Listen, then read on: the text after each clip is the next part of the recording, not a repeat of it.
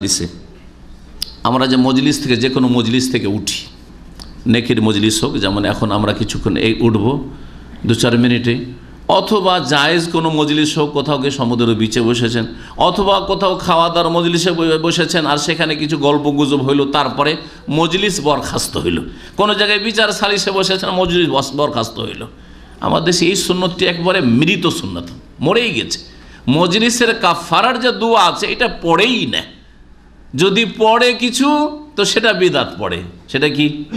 যদি ওয়াজ মাহফিল হয়, তাহলে শেষখানে সম্মিলিত মোনাজাত ধরলো, বক্তা সাহেব দোয়া ধরলেন আর বাকিরা বা সভাপতি সাহেব দোয়া ধরলেন, শেষখানে আর সবাই আমিন আমিন বলছে, বিদাতি কাজ করে শেষ করলো মজলিস। কিন্তু সুন্নতি মজলিসের কাফারা আর বাড়ি ঘরে তো আমাদের দেশের জনগণও পড়েন না, আলেমরাও পড়ে না। বাড়িতে 2-4 জন মেহমান নিয়ে খাওয়া দাওয়া করলেন, এখন মেহমান বিদায় হয়ে যাচ্ছে, মজলিস বরখাস্ত হইলে কাফারার মজলিস পড়তে হবে না? অনেক গল্প এদিক ওদিক মেলা গল্প হয়েছে। আর নাজায়েজ গল্প হোক আর না হোক, জায়েজই হোক, কিন্তু অসার কথা হইতে পারে, অথবা কোনো কিছু নাই হোক, নবী সাল্লাল্লাহু আলাইহি সাল্লাম যে কোনো মজলিসের কাফারা হিসাবে এই দোয়া পড়ার কথা বলেছেন। তিরমিজিতে হাদিস রয়েছে, মান জালাসা ফি মাজলিসিন, কেউ যদি কোনো অনুষ্ঠানে বসে বা মজলিসে বসে, ফাকাসুরা ফিহি লাগাতুহু, সেখানে অসার মেলা কথা হইল, কত যে কথা হইলো আপনার হিসাব নেই, আপনার এই কেরামান কাতিবিন এইসব ফেরেশতারা হিসাব করে রেখেছে। ফাকালা কাবলা ইয়াকুম মাজলিসিহি যালিক, ওই মজলিস থেকে ওঠার আগেই যদি এই দোয়া পড়ে নেই, সেই দোয়াটি কি? সুবহানাকা আল্লাহুম্মা ওয়া বিহামদিকা আশহাদু আল্লা ইলাহা ইল্লা আনতা আস্তাগফিরুকা ওয়া আতুবু ইলাইক। 5টি বাক্য মনে রাখবেন, 5টি বাক্য, তাহলে এক একটা ছুটে যাবে না, কারণ ছুটে যেতে পারে।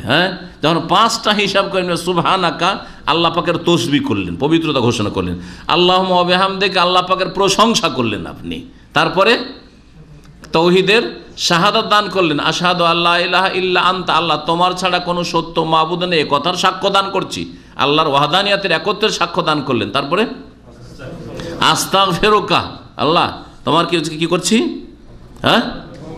ক্ষমা চাইছি, আর ওয়া আতুবু ইলাইকা তোমার দিকে ফিরে আসছি। এক হচ্ছে ক্ষমা চাওয়া ভুলের জন্য, আর আরেকটা হচ্ছে আল্লাহর দিকে তওবা করে ফিরে আসা।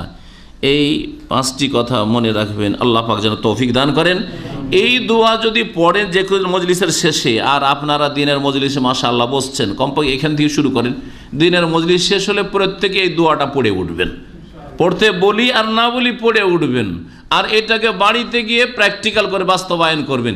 এটা কারো বাড়িতে কারো বাসাতে গেছেন খাওয়া দাওয়ার জন্য, সেখানে প্র্যাকটিস করবেন। কোনো একটা আলোচনা চক্রে গেছেন, মিটিংয়ে গেছেন, সেখানে মিটিং বরখাস্ত হলো, সেখানে সেটার বাস্তবায়ন করবেন। এইভাবেই তো আমল হয়, ধীরে ধীরে আমলকে বাড়াইতে হবে। কি পাবেন? ইল্লা গুফিরা লাহু মা কানা মিন মাজলিসিহি যালিকা, ওই মজলিসে ওই অনুষ্ঠানে যে কোনো ভুল ভ্রান্তি হলো সবগুলি তার কি করে দেওয়া হবে? ক্ষমা করে দেওয়া হবে, মাফ করে দেওয়া হবে।